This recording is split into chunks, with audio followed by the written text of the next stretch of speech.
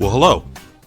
I'm continuing up Highway 18 in eastern North Dakota. I think in this video we're going to get to the city of Cavalier, which is one of my favorite small towns in North Dakota. I could almost be talked into moving there, except they don't pay nearly as well as where I work right now. But anyway, this is my third and final video in my book banning series. Parts 1 and 2 are linked below, and you'll notice that in the video description, I just have a link to an Evernote page because my list of links, I'm up to almost 100. I didn't quite meet 100, but almost 100 links between the 3 videos, and I have my script written out also, so you can find all of that on the Evernote page. Don't worry. It doesn't make me any money if you click on it or don't click on it. It's just a resource, and YouTube's video descriptions just don't allow as much text as I have. So let's dive into it. So what I want to start with is that words matter. So let's define some terms. Like, what is censorship? The book banning topic emerged into the public discourse when the estate of Dr. Seuss, and yes, that's one of my footnotes down there. You can't click on it, but if you go to the Evernote page, you can find out what number 38 is. But anyway, it emerged into the public discourse when the estate of Dr. Seuss decided to stop publishing several books, including one I remember from my childhood, McGilligan's Pond, due to offensive art or terms. And, that's an ugly reality of older works. Unfortunately, some language and stereotyping was acceptable in the past that is no longer acceptable. More recently, some of the works of Roald Dahl were re-released, minus the anti-Semitism, racism, and bigoted language. And there was some outrage over this. And I agree with the outrage. Present him as he wrote it. But again, Roald Dahl was a product of his time. I once had an idea of writing a book about a World War I soldier who found himself in the far future. I abandoned the idea when I realized what a bigot he would probably be. Not that he's a bad man, just a product of the time when he lived. And also we'd have to spend way too much time for him getting over the fact that, oh, I've got a black doctor. Oh, these 2 men are in love. Oh, hey, there's another minority. Oh, that word isn't appropriate. Just so many things besides getting used to the far future technology that I just thought, eek. To our modern eyes, he would be kind of horrifying. We are in that area. We are better than we were. So what do we do when we run across this in books or in person? You ever have an elderly relative or an elderly friend who is sweet and kind and then blurts out something horrifying? I remember the horror of a sweet old man explaining the mark of Cain to me. And no, I'm not explaining that in this video. Now, I do love old books and old movies, but one of the things they do is they show us how we have changed. But the thing is, these are private players who own the works who are making the changes. When it's done in the private sector, it may be unfortunate, but that's not what I consider true censorship. I can take this video down at any time. I may decide, ooh, shouldn't have said that, and just take it down. I've done it before. That's not censorship, that's just me deciding, no, don't want people to see this. To me, true censorship requires government action.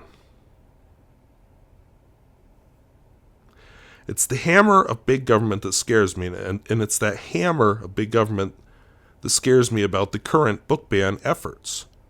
What they seek to do is deny reality, apparently the reality of certain disfavored minorities. A Florida text recently faced controversy for noting that Rosa Parks was forced to move her seat on a bus because she was black. The text was revised to note that she was forced to move her seat on a bus. apparently by some big meanie head who just decided to pick on her for no reason.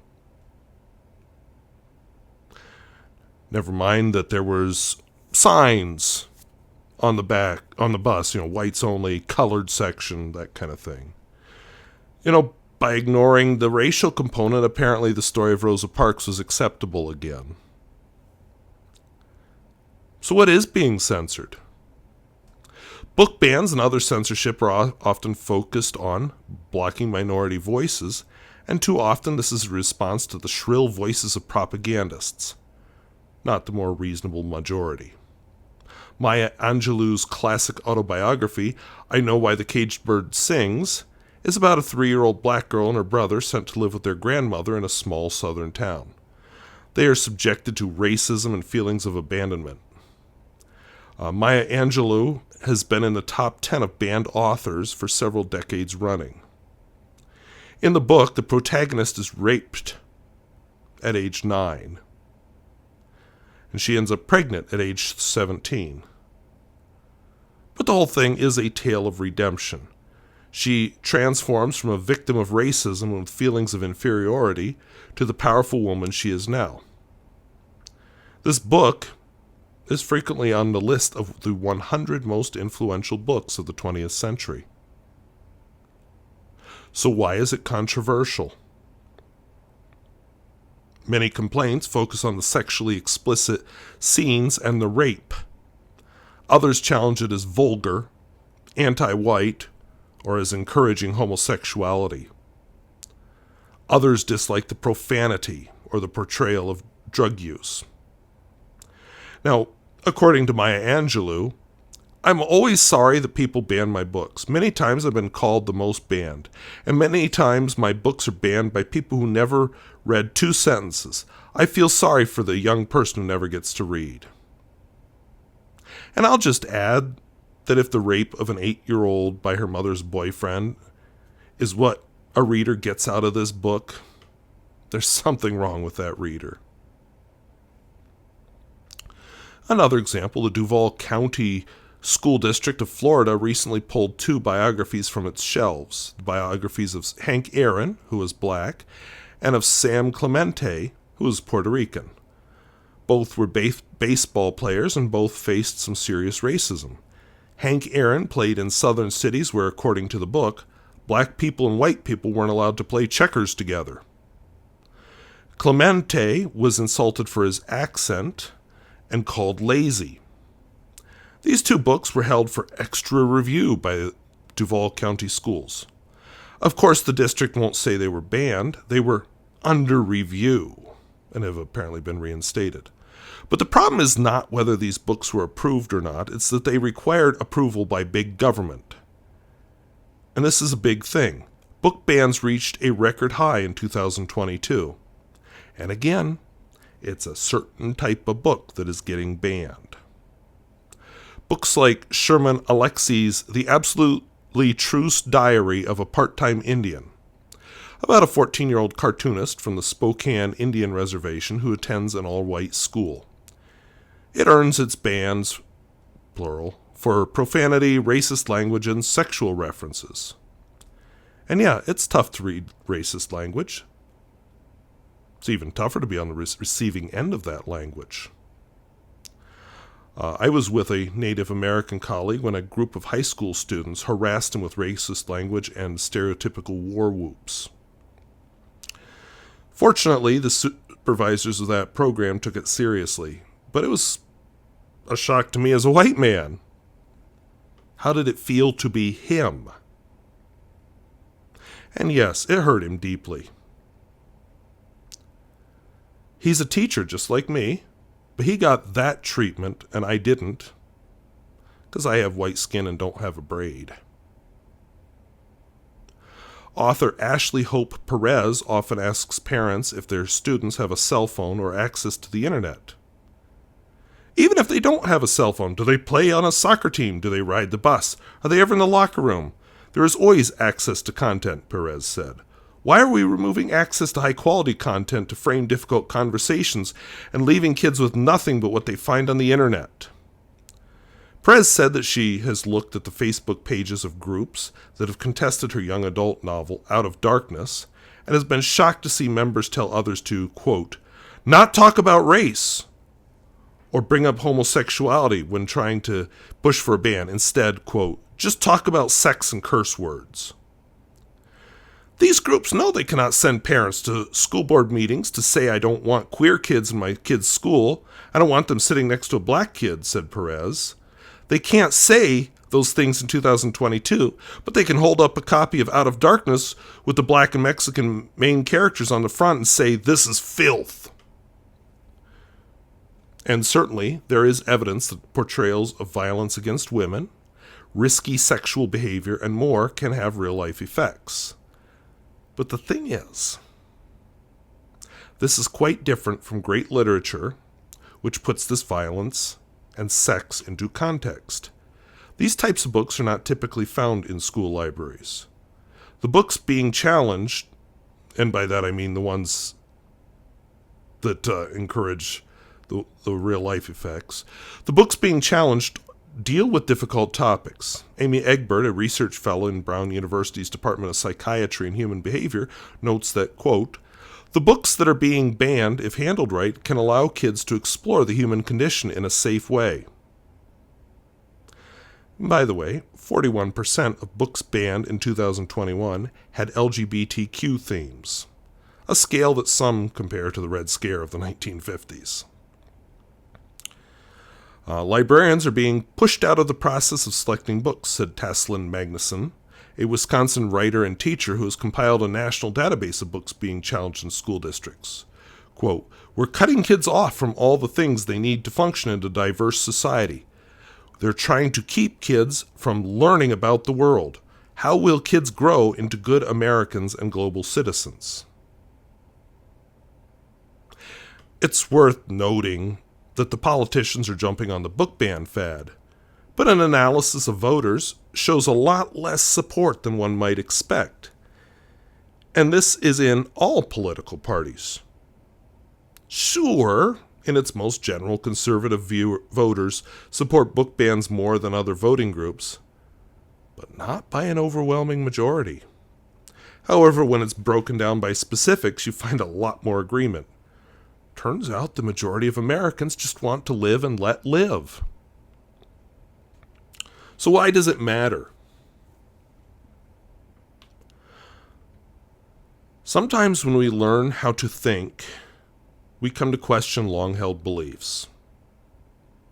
And sometimes new information can expose us to new possibilities that change our view of the world entirely. So imagine being a boy growing up in the small town of Center, North Dakota, population 588. And it's the early 2000s. The internet existed then and had developed some, but, if you're that boy, your people are your small-town friends and small-town family. This boy was named Taylor Brorby, still is, and wrote a memoir recently called Boys and Oil about growing up gay in North Dakota. He knew he was different from other boys and just not interested in the things they were. In 2003, the family moved to Bismarck, but this did not change things. In his first fall in Bismarck schools, the one openly gay student in the entire school faced a petition to force him to dress for gym class in the girls' locker room. The petition was dismissed, but it definitely still left its mark. Quote, even if I didn't know I was gay, we saw what happened. While in college, he came out to friends and his sister. The summer after he graduated, an aunt outed him to his parents.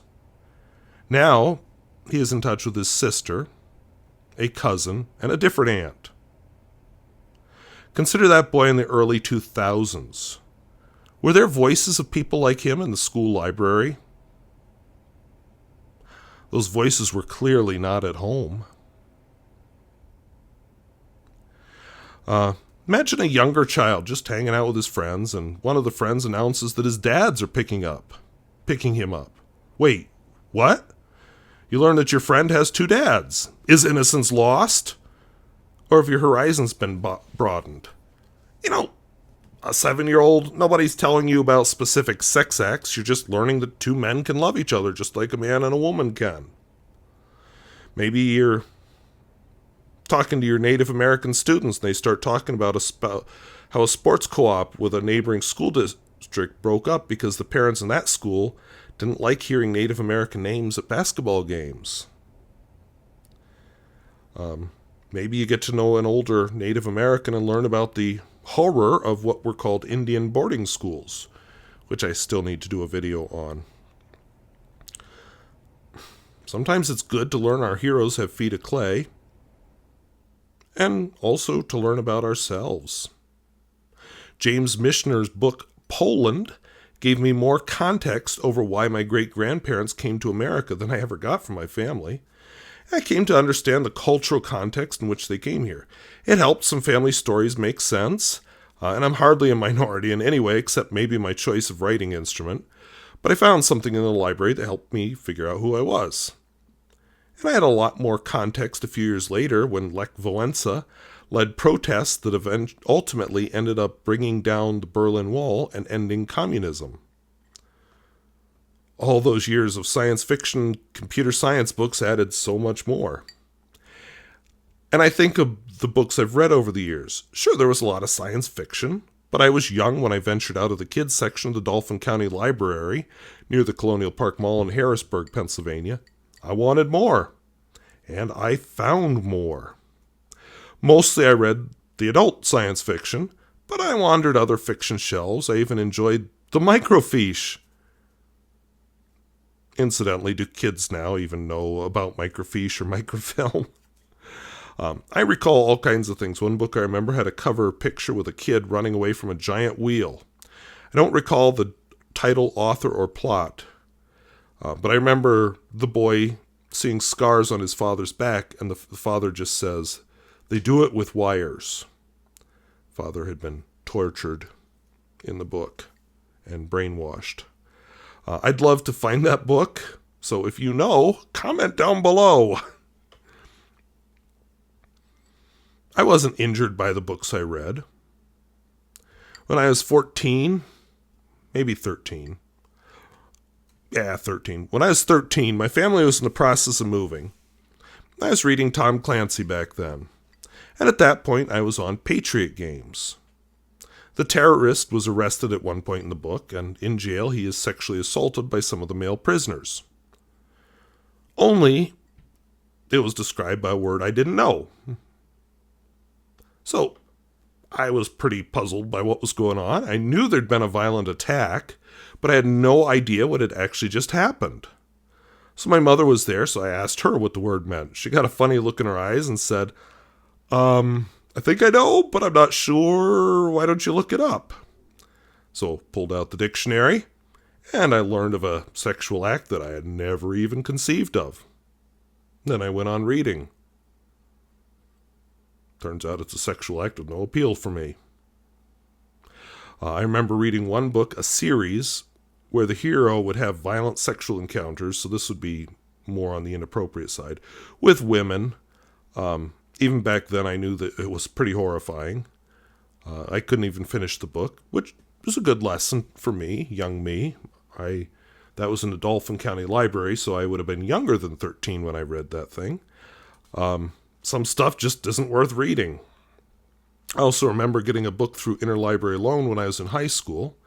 Back then I was trying to get more serious about my fiction writing, so I was reading a lot of how-tos about writing. And I read some good stuff about a flirting scene. Not sex scenes. Maybe I'll do a digression on those in a minute.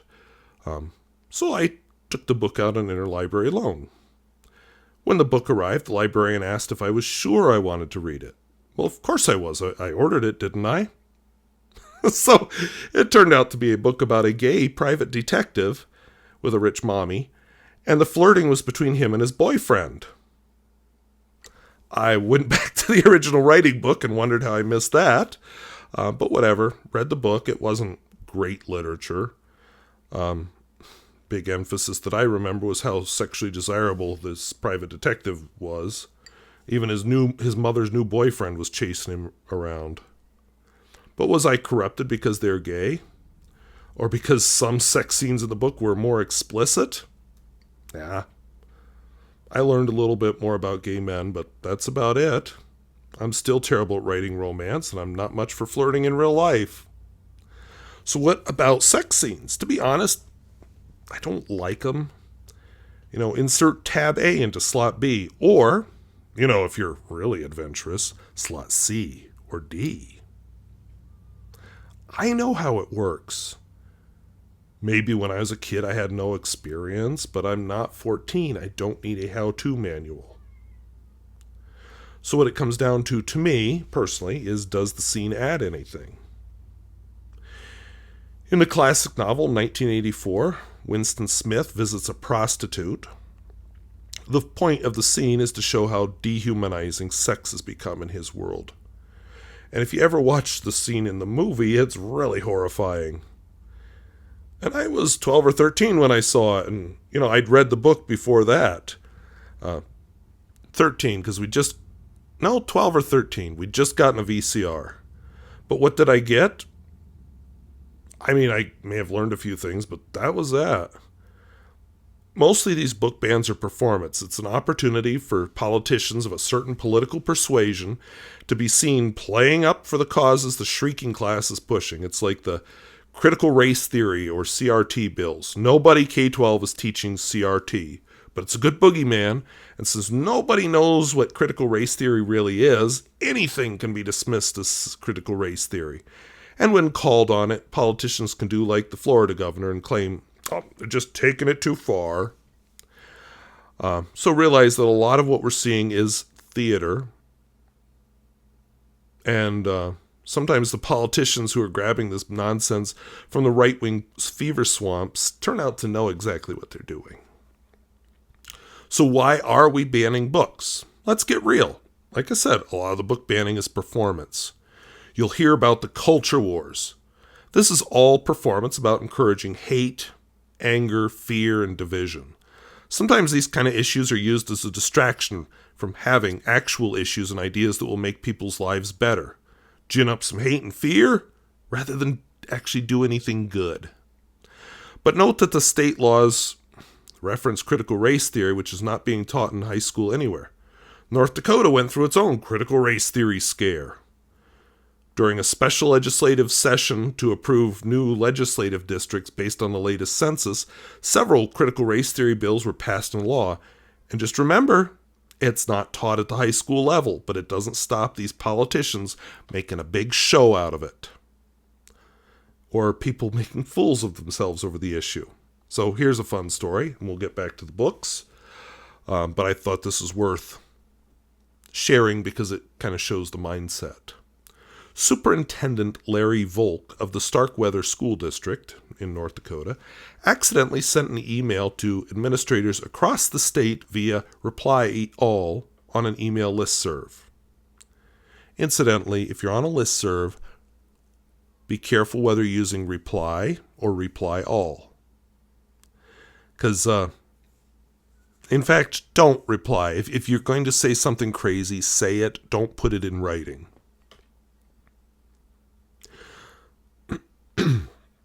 So, on a side note, Starkweather is now looking for a new superintendent.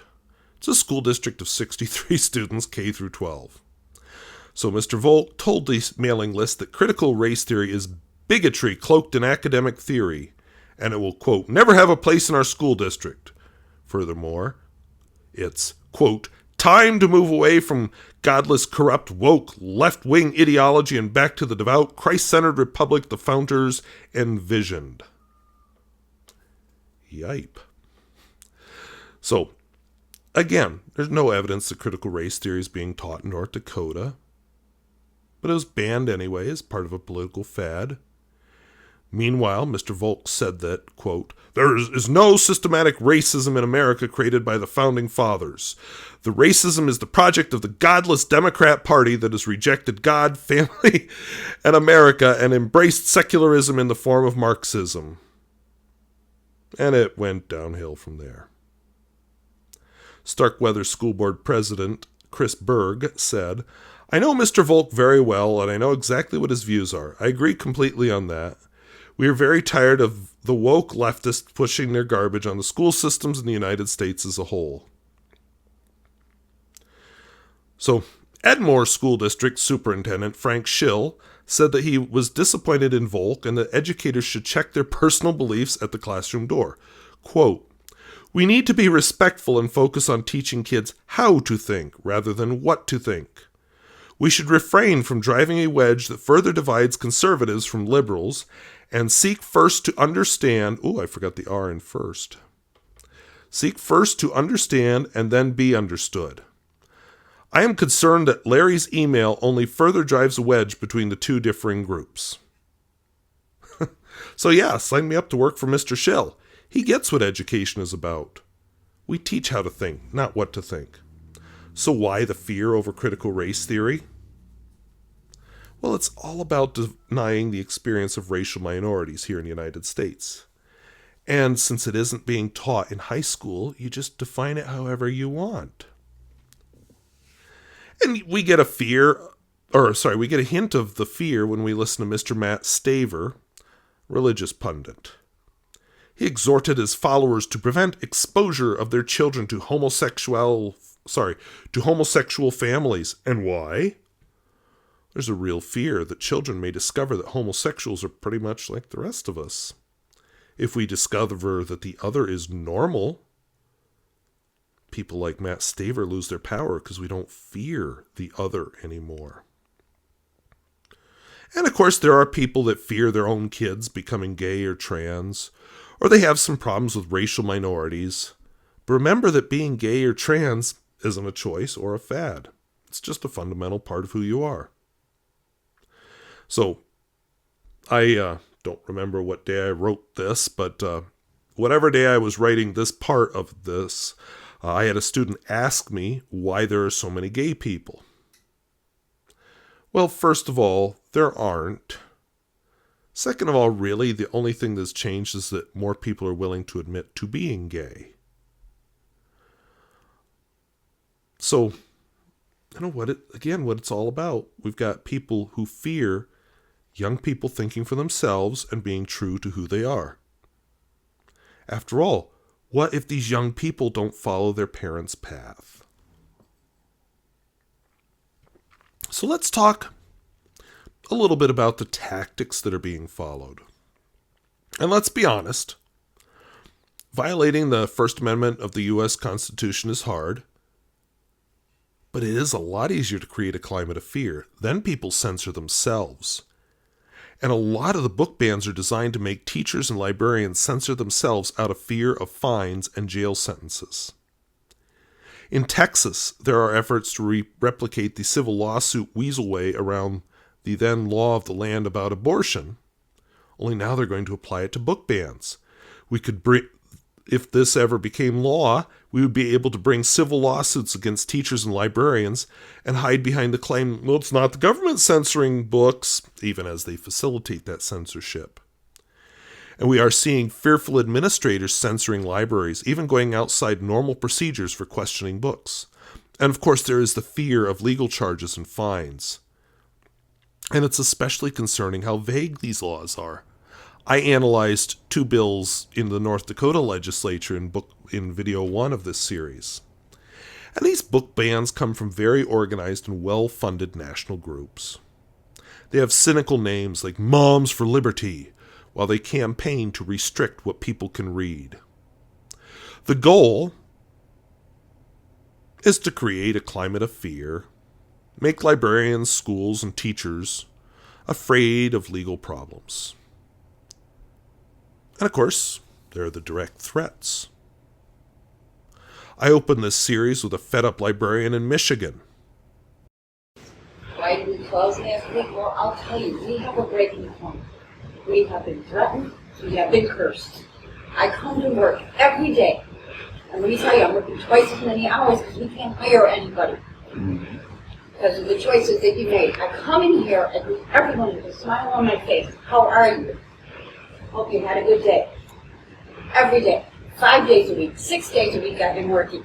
There are signs. I can't bring my grandchildren to this town. They know I'm a librarian. They can read. I'm a pedophile. How dare you people? You don't know me. You don't know anything about me. You have said I have sexualized your children. I'm grooming your children. I have 6 grandkids out there. I choose what they read when they come here with me. I chose what my children read. But we broke last week. We were threatened again. I have been cursed on the phone. I have been threatened on the phone. I've had to put the phone on night for what goes on. I've had people come in here with cameras. People come in with stuff on their phone saying I checked out books to an 11-year-old. An 11-year-old does not belong in here without parents. Read what your kid's taking. But we broke. Deal with it. We're human. And I'm tired. And I'm tired of all of you. I moved to this town 2.5 years ago, and I regret it every day for the last year. This has been horrible. I didn't know people could be like this. I wasn't raised this way. I believe in God. I'm Catholic. I'm Christian. I'm everything you are. But I was taught to love your neighbor as you love yourself, no matter what they're like. That God loves all of us. That's not what I hear every day. Not from you, not from the people that come in here anymore. But please understand, we are human and we broke. It was one threat too many, one accusation too many. And all we do is come in here to serve you day after day after day. You're welcome.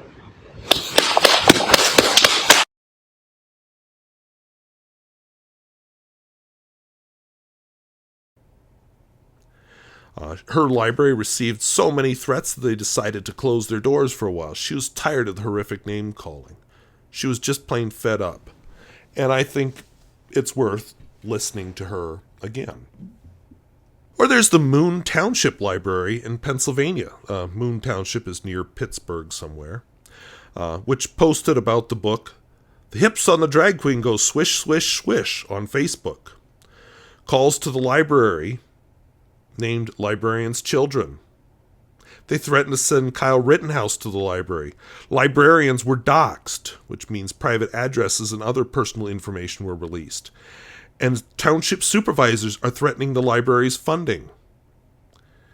Now, it's worth noting that there are 5,700 books in the children's library. Of these, 33 have LGBTQ content.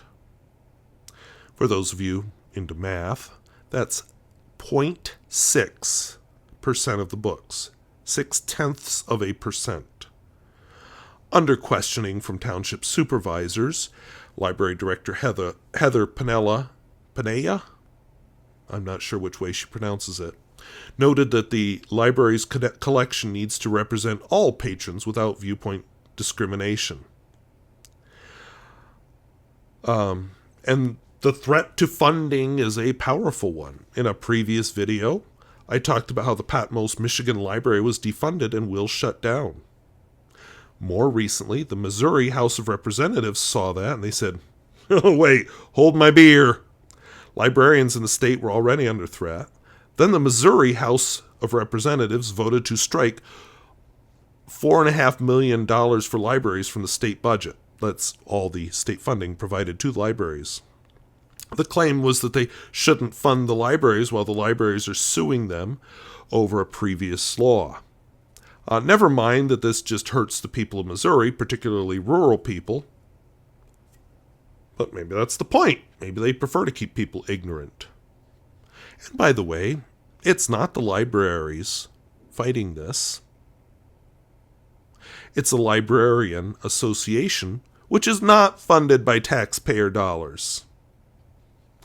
But why let some nuance and subtlety and, actual facts get in the way of a good display of outrage and a chance to sow some fear and maybe shut down a few of them godless libraries? Now, to be fair, it does sound like the Missouri Senate may restore funding to libraries, and yeah, it's in the Missouri Constitution that they have to fund the libraries.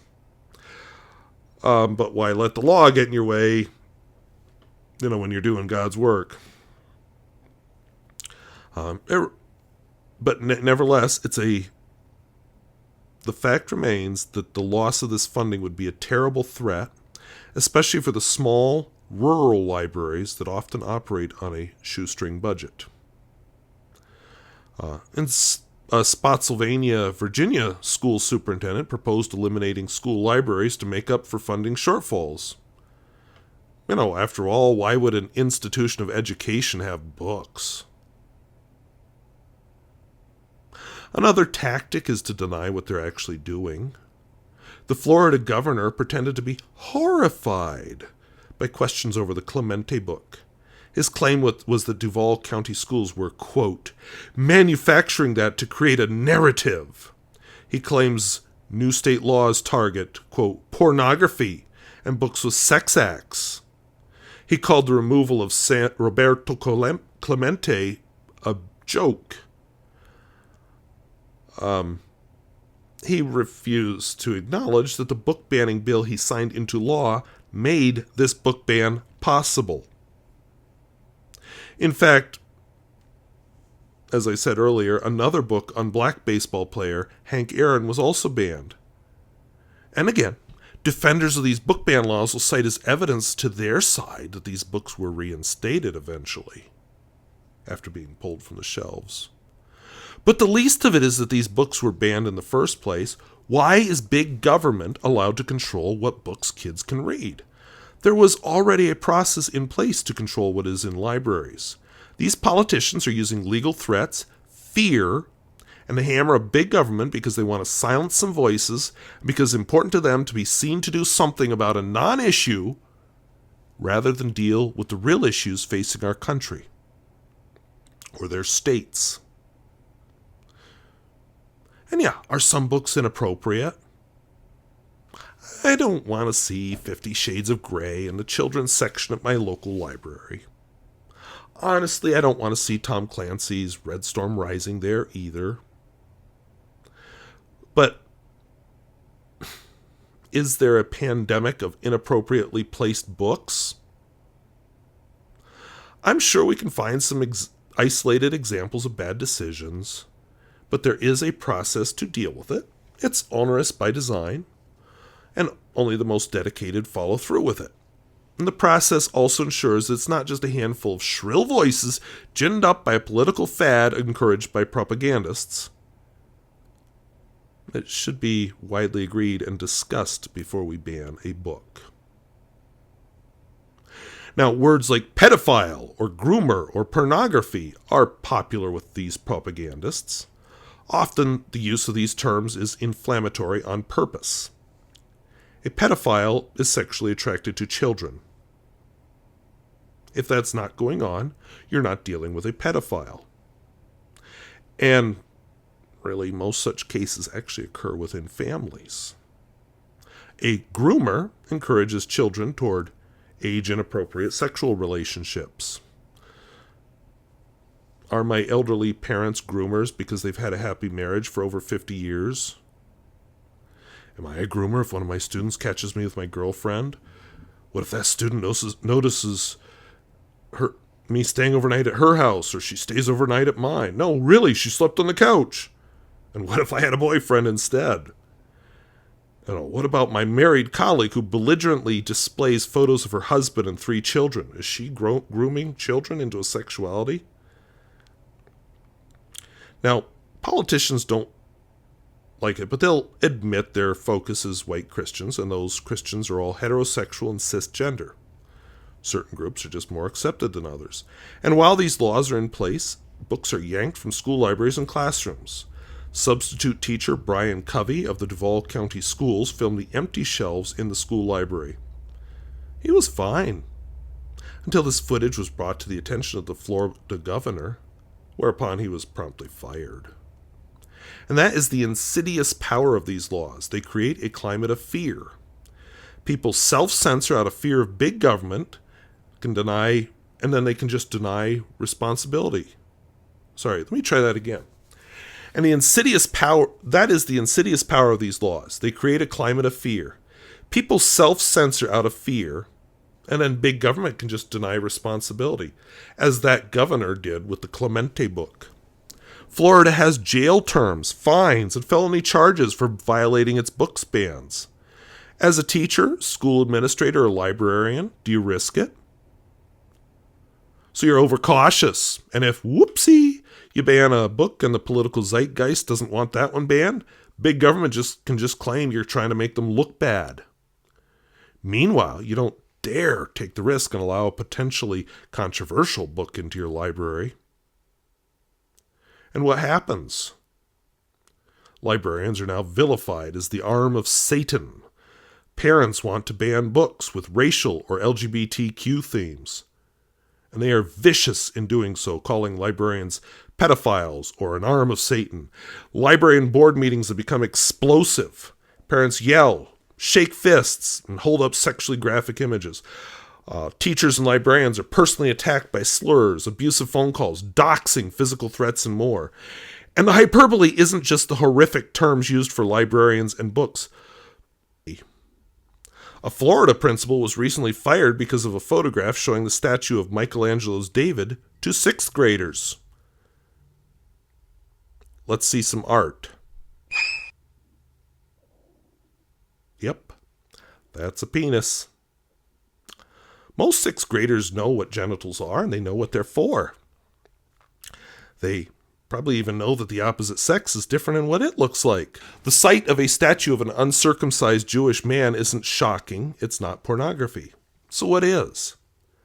Well, the trouble is it's hard to define.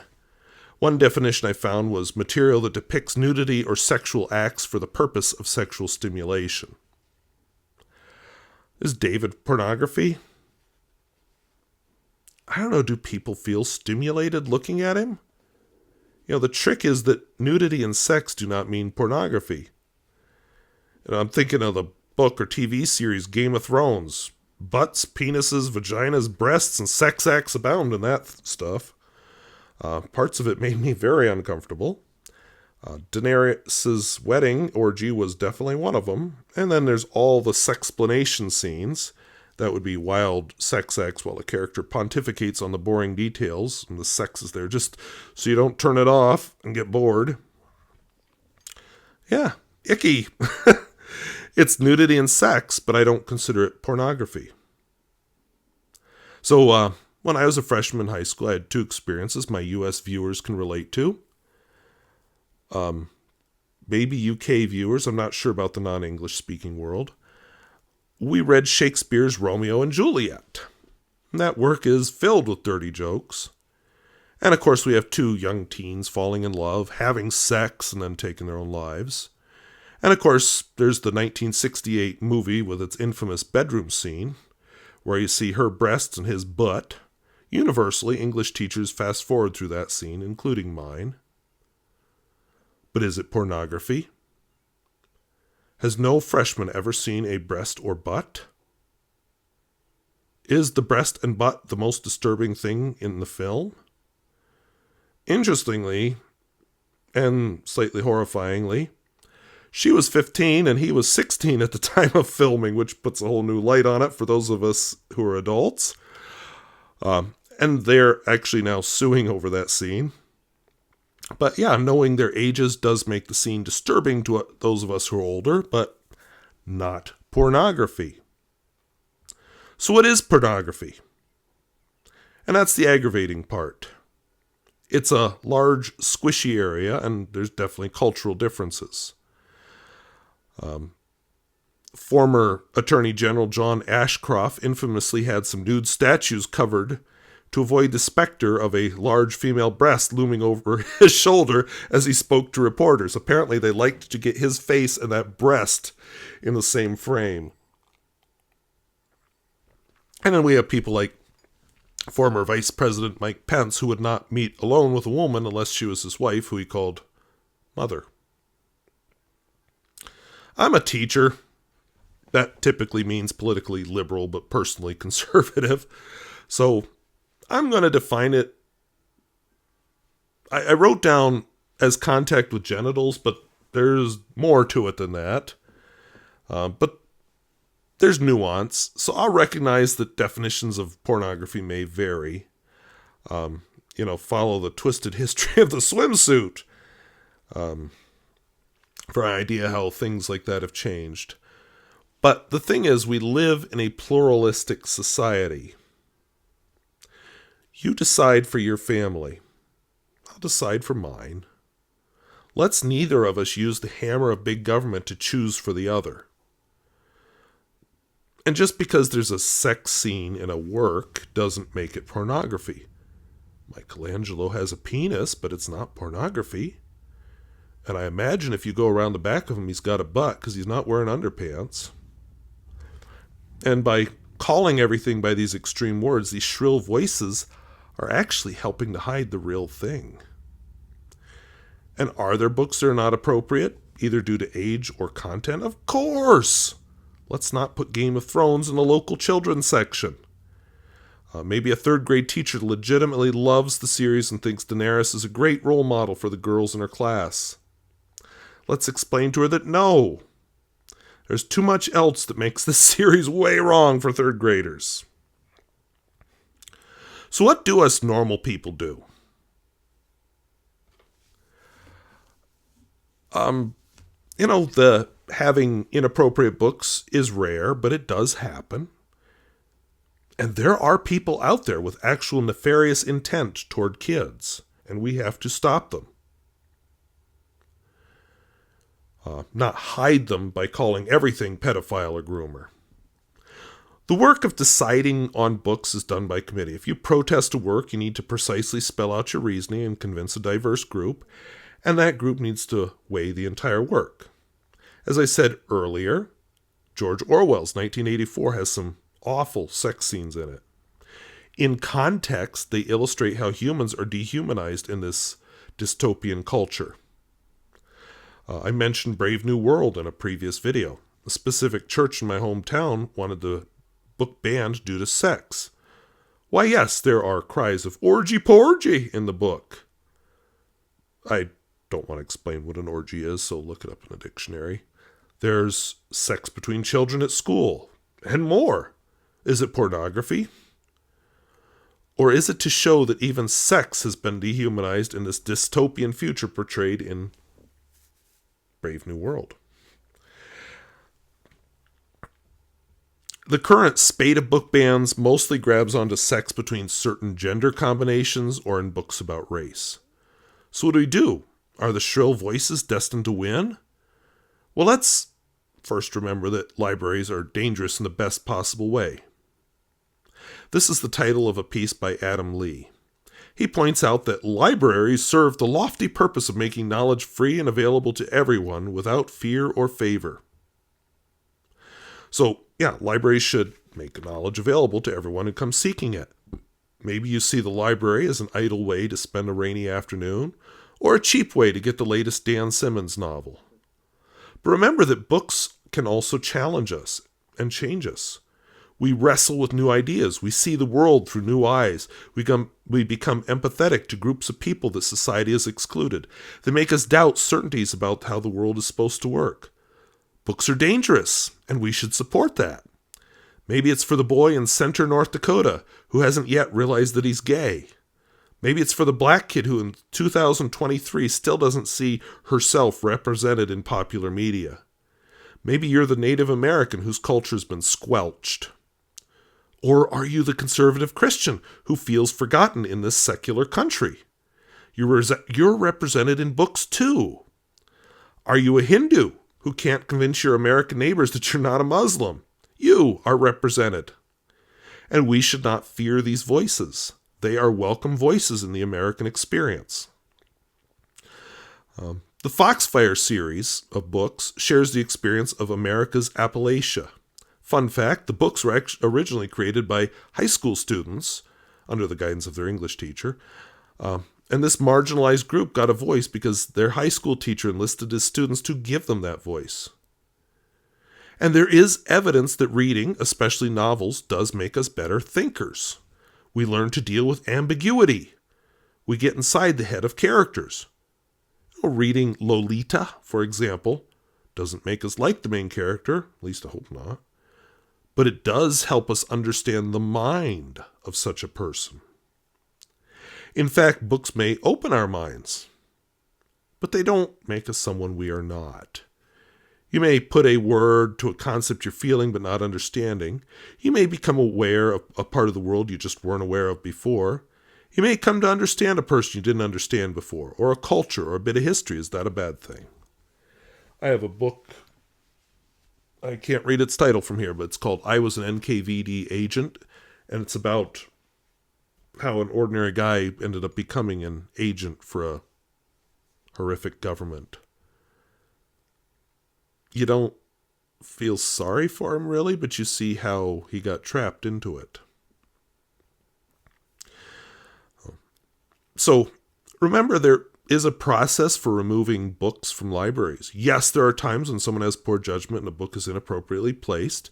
Just remember that when you remove a book you don't approve of, you're making that decision for everyone.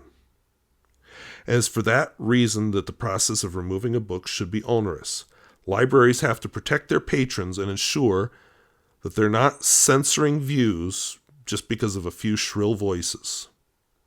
Surprisingly, what little has come from the Supreme Court is not super helpful. My source, number 78, describes the Supreme Court rulings as, quote, murky. Essentially, schools can't just remove books willy-nilly, and I guess intent matters a little bit. So, Republican Texas State Representative Matt Krause wrote a letter to school districts asking that they identify any other books that might make students feel, quote, discomfort, guilt, anguish, or any form of psychological distress because of their race or sex, end quote. I wonder what the intent is here. In some localities, the book banning laws, so far government hasn't been book burning, although I'll have a story about that in Pens in Use this week. But anyway, in some localities, the book banning laws are being turned against the intent of the law. No, the Bible's an easy book. It promotes slavery and even has rules for how to treat your slaves. And there is the admonition to slaves, slaves, obey your masters. Ephesians 6:5. Or there is the charming story of the good man who offers up his daughters to be gang raped, Genesis 19, verses 1 through 11, and then later gets them both pregnant while he's drunk, Genesis 19, verses 30 to 38. In Judges 19, there's a similar story that involves a man giving up his concubine to a gang rape, and when she comes crawling back to him afterwards and dies, he chops up her body and sends the pieces to the tribes of Israel. Page through the book, there are descriptions of genitals and breasts, including size descriptions. I'll spare you the gory descriptions and just provide a link to a blog that puts all these verses into one place. You may have to, as having trouble getting the capture to work, so you may have to go to the original link. And it can be helpful to speak out. By speaking out, you're providing an alternative voice to those shrill voices. You might be ignored or dismissed. While traveling, I found this response by North Dakota District 33 Representative Bill Tveit. I may have mispronounced that, in the Leader News in Washburn in response to a letter about North Dakota's own book bills. I'll quote part of it at length. Unfortunately, I can't provide an online link because I didn't find one, but anyway. Gentlemen, thanks for your joint correspondence. I apologize for the delay in response to your very detailed letter regarding House Bills 1205 and Senate Bill 2360. We continue to receive such requests from librarians and patrons alike with very similar concerns. Neither of these books are or were about book banning. They both simply require a good, healthy management process for all libraries within North Dakota. Then he references Senator Bame's response, which I haven't found. We as legislators continue to respond with documentation and facts to many of these individuals. My concern is few people take time to read, study, and digest these factual responses. It is too easy to copy and paste a response. And then he goes on to talk about how fear continues to spread like wildfire in the large margin of votes that pass the bills. So, the striking thing about it, as I read it, was how easily he simply dismisses concerns by librarians and patrons. They're just misinformed and operating out of fear. This kind of dismissive response should get him removed from office at the next election. How about, we disagree? Take a stand, dude. Much less dismissive, and it's more respectful. But sometimes these people don't respect those with whom they disagree. And if that's going to be the response, why bother? It's worth noting.